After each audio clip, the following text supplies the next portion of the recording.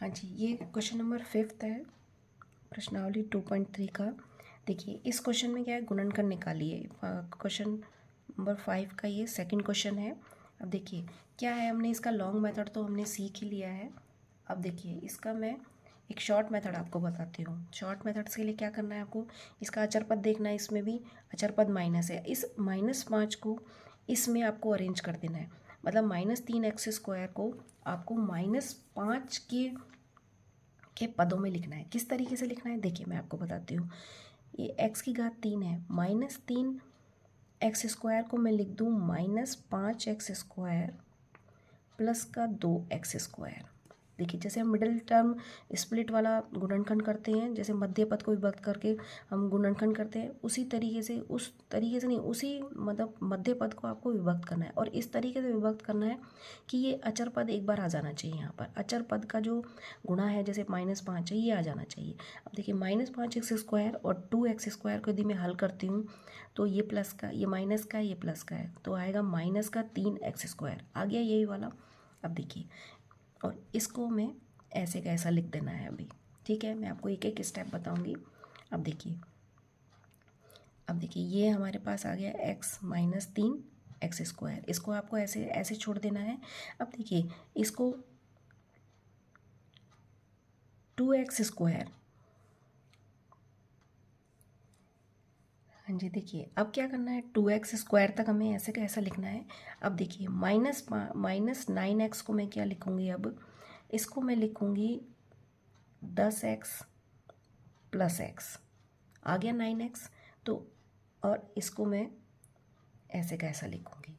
ठीक है, ये क्या है, आप प्रैक्टिस करेंगे ना तो आ जाएगा। आपको क्या करना है, जब इसका जब हम देखिए x² को जब हम कॉमन लेंगे ना तो ये बचेगा x-5 बचेगा। अब आपको 9x को इसी तरीके से अरेंज करना है कि इसका क्या है, x अंदर जो जब हम बचेगा जो है वो वहाँ तक गुणनखंड एक x-5 आ जाएगा।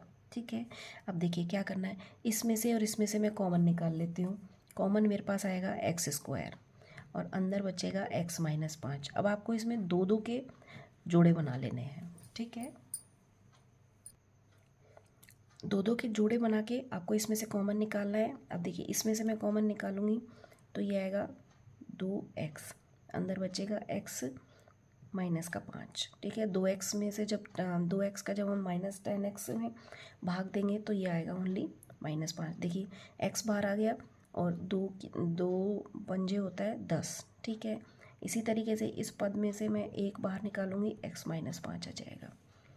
ठीक है, ये सिर्फ अरेंजमेंट है जो आपको थोड़ा बहुत ध्यान रखना पड़ेगा, लेकिन ये तभी संभव है जब यहाँ पर सिर्फ 7 तक की आपको डिजिट दे रखा हो, संख्या दे रखी हो। ठीक है, अगर 7 तक की डिजिट दे रखी है तो आप इसको सरल कर सकते हैं, नहीं तो आगे इसको उसी तरीके से सरल करना पड़ेगा आपको। ठीक है, अब देखिए मैं x-5 सब में कॉमन है और अंदर बचेगा x² + 2x + 1। ये जो बाहर की जो संख्या, बाहर का जो पद है वो मैंने यहाँ लिख दिया है। ठीक है, तो देखिए ये एक गुणनखंड जो हमारा बहुपद का है वो ये आ गया।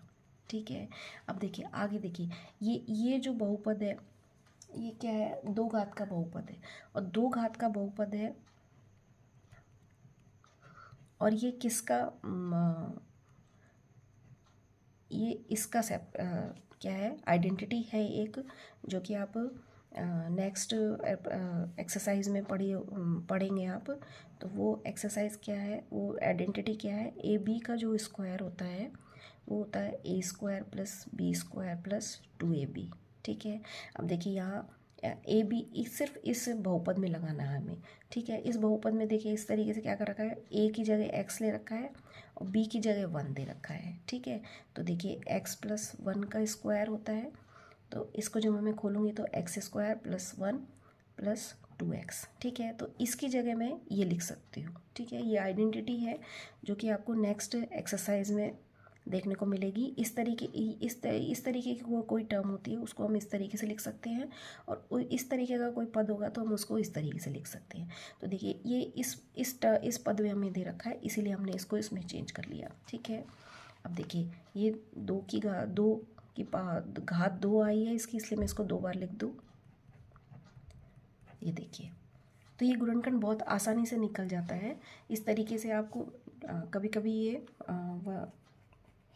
एमसीक्यूज़ में जो होता है पूछा जाता है कि आप इसका गुणनखंड कीजिए, तो आप इसको डायरेक्ट हल कर सकते हैं। आपको सिर्फ अचर पद देखना है और अचर पद को ही हर पद में जो है आपको अरेंज कर देना है। देखिए अरेंज करेंगे तो -3x को मैंने ये लिख दिया है, 9x को मैंने ये लिख दिया है। तो जब इसमें फिर दो दो के पद हम बनाएंगे तो अंदर क्या होगा, सिर्फ एक जैसा पद बचेगा। अब एक जैसा पद को हम बाहर निकाल लेते हैं और बचे हुए पद को इस तरीके से लिख देते हैं। ठीक है, इसमें फिर हमें एक आइडेंटिटी या इसको बोलते हैं सर समीकरण बोलते हैं इसको, जो कि नया अगली एक्सरसाइज में है ये। तो इस तरीके से इसको हल करना है। तो वो बहुत लंबा मेथड है, वो आप यूज़ कर सकते हैं, लेकिन ये एक शॉर्ट मेथड भी है जो भी आप यूज़ कर सकते हैं। लेकिन इसमें एक कंडीशन है कि आपको ये देखना है कि ये सिर्फ -7 तक या 7 तक संख्या होनी चाहिए। ये आपको थोड़ा सा दिमाग लगाना पड़ेगा, थोड़ा सा सोचना पड़ेगा कि ऐसा यदि हम कर सकते हैं तो इस तरीके से भी हल हो जाता है। नहीं तो जो हमारा बड़ा मेथड है उससे भी आप सरल कर सकते हैं। ठीक है, ओके, थैंक यू।